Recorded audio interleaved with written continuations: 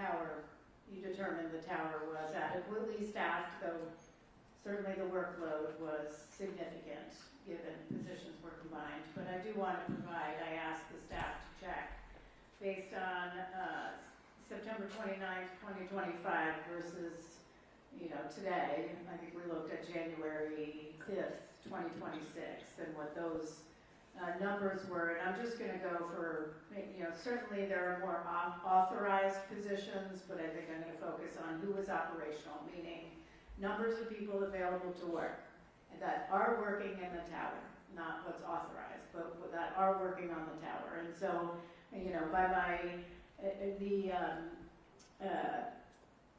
the draft report shows for certified professional controllers on January 29th, operational was 25.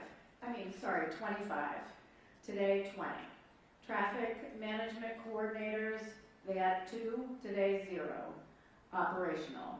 Operations supervisors, 4 on that date today, or as of January 5th, 3 operational. Operations managers, 1 on January 29, 2025, just a few weeks ago, 2. Support manager, 1 at that time, now 2.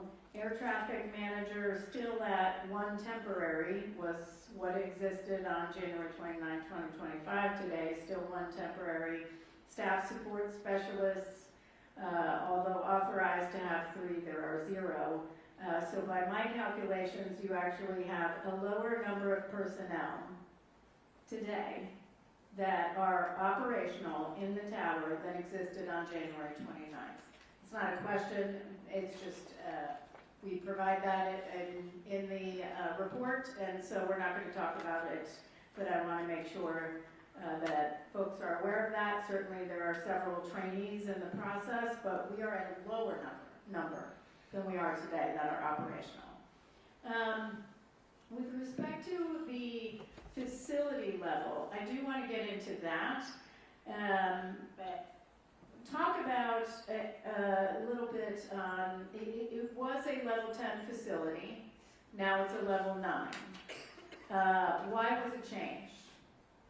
It was due to a change in the way they computed traffic counts. So they had traffic counts for Potomac Tracon, they had traffic counts for the tower, which included helicopters. And at some point they said, you know what, we're going to give all those counts to Potomac Tracon. We're going to take it away from DC Tower. Once they took those counts away, the level decreased to a 9.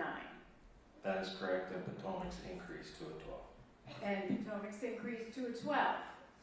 Here's my question. Is there a difference between the traffic that Potomac Tracon handles and the amount of traffic DCA Tower handles, or is it the same traffic?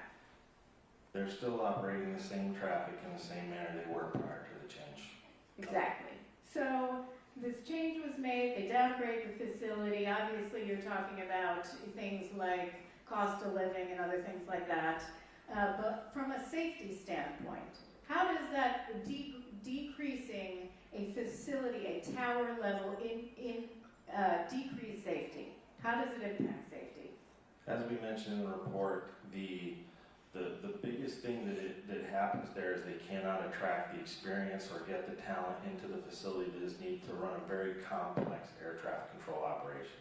This is the most complex airspace, one of the most, in the entire United States.